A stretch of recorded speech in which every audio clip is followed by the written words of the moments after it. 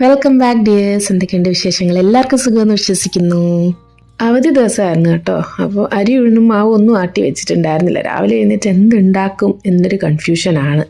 ഞാൻ വിചാരിച്ചു രാവിലെ എന്തായാലും ചപ്പാത്തി അങ്ങ് ഉണ്ടാക്കാമെന്ന്. നോർമലി ബ്രേക്ക്ഫാസ്റ്റിന് ഞാൻ ചപ്പാത്തി അങ്ങനെ ഉണ്ടാക്കാറില്ല, പക്ഷെ അവധി ദിവസങ്ങളിൽ ചിലപ്പോൾ ഇടയ്ക്കിടയ്ക്ക് ഉണ്ടാക്കും. അപ്പോൾ ഇന്ന് എന്തായാലും ചപ്പാത്തിയാണ് നമ്മുടെ ഡിന്നർ. ഇന്ന് ബ്രേക്ക്ഫാസ്റ്റ് അങ്ങ് ആക്കാമെന്ന് വിചാരിച്ചു. അതിന് വേണ്ടി ഇതേ ചപ്പാത്തി കുഴച്ച് കുറച്ച് ആവശ്യത്തിന് കേട്ടോ. പിന്നെ ഈസി ആയിട്ട് ഉണ്ടാക്കാൻ പറ്റുന്നത് നമുക്ക് നമ്മുടെ ദാലല്ലേ, അത് തേങ്ങയൊക്കെ അരച്ചിട്ട് നമ്മുടെ വെളിച്ചെണ്ണയൊക്കെ വറുത്ത് നമ്മുടെ നാട്ടിലുണ്ടാക്കുന്ന രീതി, എൻ്റെ അമ്മ ഉണ്ടാക്കുന്ന ഒരു ദാലുണ്ട്, ആ രീതിയിലായിരുന്നു ഉണ്ടാക്കി കേട്ടോ. North Indian സ്റ്റൈലല്ല.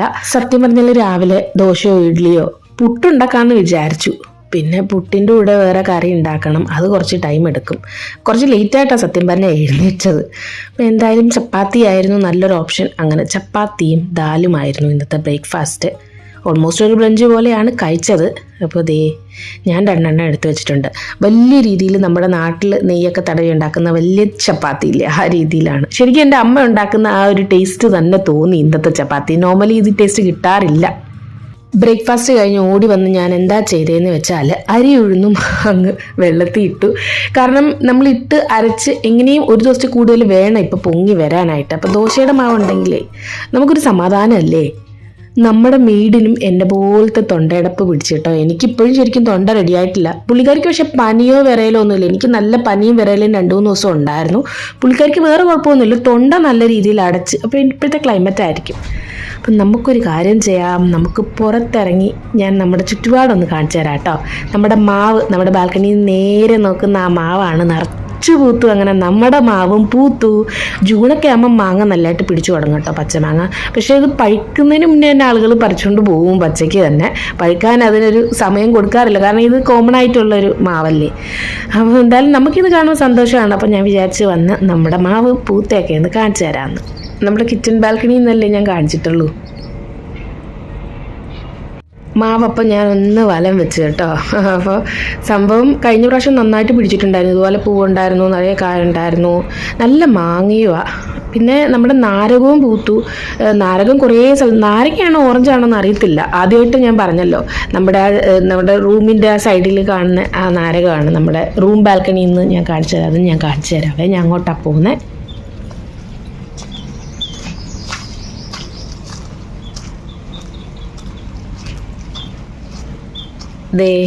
വെള്ള കുഞ്ഞു കുഞ്ഞു പൂക്കൾ ആദ്യമായിട്ടാട്ടോ ഞാനിവിടെ വന്നതിന് ശേഷം ഇത് പൂവിട്ട് ഫസ്റ്റ് ടൈമാണെന്ന് തോന്നും. ഇതുപോലത്തെ 3-4 ചെടി ഉണ്ടെങ്കിൽ നമ്മുടെ വീടിനോട് ചേർന്ന് നമ്മുടെ വീട്ടിൽ നിന്ന് കാണാൻ പറ്റുന്ന ഇതാണ്. അപ്പോൾ എന്തായാലും നല്ല മണമുണ്ട് കേട്ടോ ഇതിന്. മോരടിച്ചിട്ട് ഈ ഇല പിച്ചിട്ടാൽ നല്ല ടേസ്റ്റ് കിട്ടുമെന്ന് പറയുന്നത് കേട്ടിട്ടുണ്ട്. എന്തായാലും ഒന്ന് ട്രൈ ചെയ്ത് നോക്കണം. ഇനി നമ്മുടെ കിളിക്കൂടിലോട്ട് പോട്ടോ. നമ്മുടെ ഫ്രണ്ടിലെ ജനലിൽ നിന്ന് നോക്കുന്ന കിളിക്കൂട്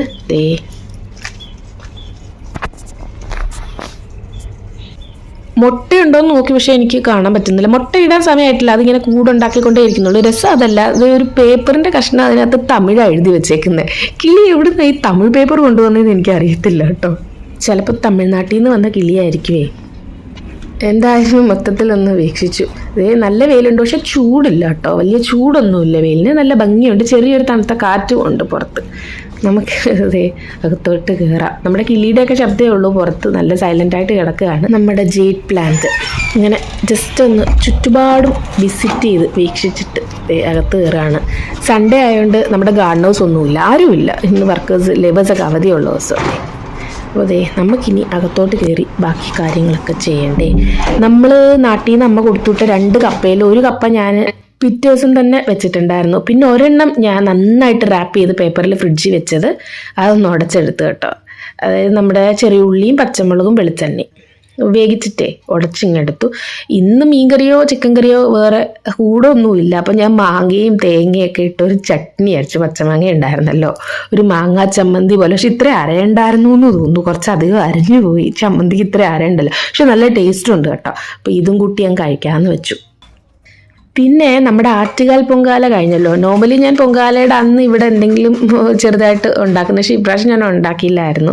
കാരണം എനിക്ക് ദേഹത്തിന് അത്ര നല്ല സുഖം ഉണ്ടായിരുന്നില്ലല്ലോ. അപ്പം ഞാൻ വിചാരിച്ചു ഇന്ന് എന്തായാലും ദേവിനനുസരിച്ച്, അതായത് നിവേദ്യമായിട്ട് വെക്കുകയൊന്നുമല്ല, നമുക്ക് കഴിക്കാൻ വേണ്ടി കേട്ടോ. നമ്മുടെ സാധാ പാത്രങ്ങളിലാണ് ഞാൻ ഉണ്ടാക്കുന്നത്.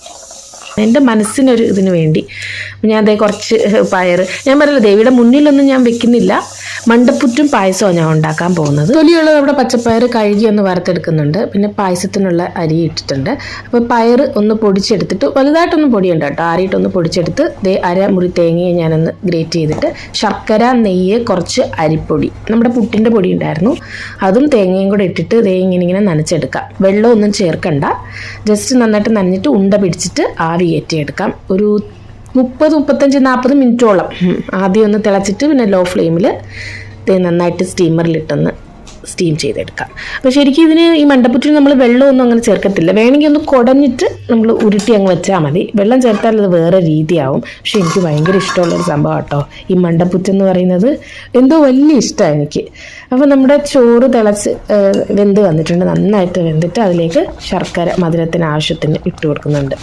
അപ്പോൾ അത് നന്നായിട്ടൊന്ന് ഇളക്കി മിക്സ് ചെയ്തിട്ട് പിന്നെ എന്താ നെയ്യും കുറച്ച് തേങ്ങയും ഏലക്കായും ചുക്കുപൊടിയും കൂടെ ഇട്ടങ്ങ് കൊടുത്താൽ മതി.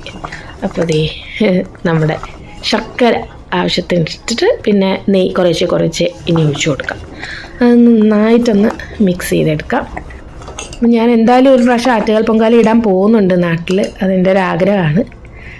അപ്പോൾ ഞാൻ എന്തായാലും മനസ്സിനൊരിതിന് വേണ്ടി കേട്ടോ, ഞാൻ പറഞ്ഞത് നിവേദിയായിട്ടൊന്നും അല്ലാതെ ഞാൻ എൻ്റെ ഒരു സമാധാനത്തിന് വേണ്ടി ഞാൻ ഉണ്ടാക്കി.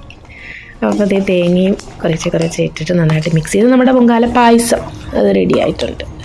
ഇനി ചൂടോടങ്ങ് കഴിക്കുകയാണ്. മിക്ക വർഷങ്ങളും ഞാൻ അന്ന് തന്നെ പൊങ്കാല നടക്കുന്ന സമയത്ത് ജസ്റ്റ് ഒന്ന് ഉണ്ടാക്കി ദേവിയുടെ മുന്നിൽ വെക്കാറുണ്ട്. അതിൻ്റെ പാത്രങ്ങളൊക്കെ വേറെ ആയിരിക്കും. ഇതിപ്പോൾ ഞാൻ കഴിഞ്ഞല്ലോ, അപ്പോൾ നമ്മൾ അങ്ങനെ ഒരു പൂജയായിട്ടൊന്നുമല്ല, എൻ്റെ മനസ്സിനൊരു എന്തോ ഇതായിട്ട് ഞാൻ എന്തായാലും എനിക്ക് ആഗ്രഹം ഉണ്ടായിരുന്നു ഉണ്ടാക്കണം എന്നുള്ളത്, അതുകൊണ്ട് അങ്ങ് ഉണ്ടാക്കിയെന്നേ ഉള്ളൂ. പക്ഷെ നല്ല ടേസ്റ്റ് കേട്ടോ. ഇങ്ങനെയുള്ള നമ്മളിങ്ങനെ ദേവിയെ മനസ്സിൽ വിചാരിച്ച് വെക്കുമ്പോഴൊരു വല്ലാത്തൊരു ടേസ്റ്റാണ്, അത് എനിക്ക് പറയാതിരിക്കാൻ വയ്യ. ഒത്തിരി നമ്മുടെ മനസ്സ് നിറയും, നമ്മുടെ വിശ്വാസമല്ലേ ഏറ്റവും വലുത്. അങ്ങനെ നമ്മുടെ ഡിന്നർ എത്തിയിട്ടുണ്ട്. നമ്മുടെ ഗസ്റ്റ് ഹൗസ് മെസ്സിൽ ഇന്ന് ബിരിയാണി ആയിരുന്നു, ചിക്കൻ ബിരിയാണി. എനിക്ക് മനസ്സിലുണ്ടായിരുന്നു ചിക്കൻ ബിരിയാണി കുറേ ദിവസമായിട്ട് കഴിക്കണം. അപ്പോൾ ഇന്ന് എന്തായാലും ചിക്കൻ ബിരിയാണി ആയിരുന്നു. അതുകൊണ്ട് അവിടെ നിന്ന് അങ്ങ് വാങ്ങിച്ചു കേട്ടോ. അതായത് കുറേ സംഭവങ്ങളുണ്ട്. പാവ് ഭാജി ഉണ്ടായിരുന്നു, അതും വാങ്ങിച്ചു. കാരണം അങ്കു അത്ര ബിരിയാണി ഫാൻ അല്ല, അവന് പാവ് ഭാജിയാണ് വാങ്ങിച്ചത്. അപ്പോൾ ബിരിയാണി ഞാൻ കാണിച്ചാൽ ഒരു വെജ് ബിരിയാണി, 2 ചിക്കൻ ബിരിയാണി. ഇതാക്കുകയും പറഞ്ഞു ചിക്കൻ ബിരിയാണി കുഴപ്പമില്ല കഴിച്ചോളാം, പക്ഷേ നല്ല ടേസ്റ്റ് ഉണ്ട് കേട്ടോ. ഇന്ന് നല്ല മണമൊക്കെ ഉള്ള നല്ല ബിരിയാണി ആയിരുന്നു. അങ്കുവിൻ്റെ പാവ് ഭാജി അത് വന്നപ്പോൾ തന്നെ അവൻ മേളിൽ നിന്ന് ഇങ്ങനെ അടർത്തി കഴിച്ചു കേട്ടോ. അത് മേൾഭാഗം ഇല്ലാത്ത അതിൻ്റെ കൂടെയുള്ള ഭാജി മാഷ്, അത് നല്ല ടേസ്റ്റ് ഉണ്ട്. പിന്നെ ഉള്ളിയും പച്ചമുളകും അതൊക്കെ അവരിങ്ങനെ തരുമല്ലോ. ഇത് നമ്മുടെ റൈത്ത കേട്ടോ. 3 ബിരിയാണി വാങ്ങിച്ചല്ലോ. അപ്പോൾ ഞാൻ ഒരുമിച്ച് അങ്ങ് പൊട്ടിച്ചിട്ടു. അതൊക്കെ കളയാനുള്ള നമ്മുടെ പാത്രങ്ങൾ. ബിരിയാണി ഒരെണ്ണമായത് കേട്ടോ. മെയിൻ ഇന്ന് ഫുഡ് കോർട്ട് മെനുവിൽ ഉണ്ടായിരുന്നത് കൊണ്ടായിരിക്കാം ദമ്മൊക്കെ ഇട്ട് നല്ല ഫ്രഷ് നല്ല ടേസ്റ്റി ആയിരുന്നു രണ്ടും. അല്ലാതെ നമ്മൾ പറയുമ്പോൾ ജസ്റ്റ് അവർ റൈസ് മിക്സ് ചെയ്തൊക്കെ തരിക, അതൊരു ടേസ്റ്റ് കിട്ടത്തില്ലായിരുന്നു. ഇന്ന് എന്തായാലും അടിപൊളി ടേസ്റ്റ് ആയിരുന്നു. അപ്പോൾ നമ്മുടെ കിളിക്കൂട് അകത്തുനിന്ന് നോക്കിയ ഒന്ന് കാണിച്ചിട്ട് നമ്മുടെ വീഡിയോ വൈൻഡപ്പ് ചെയ്യാമെന്ന് വിചാരിച്ചു. ഒത്തിരി സ്നേഹത്തോടെ thank you so much. Bye bye dears.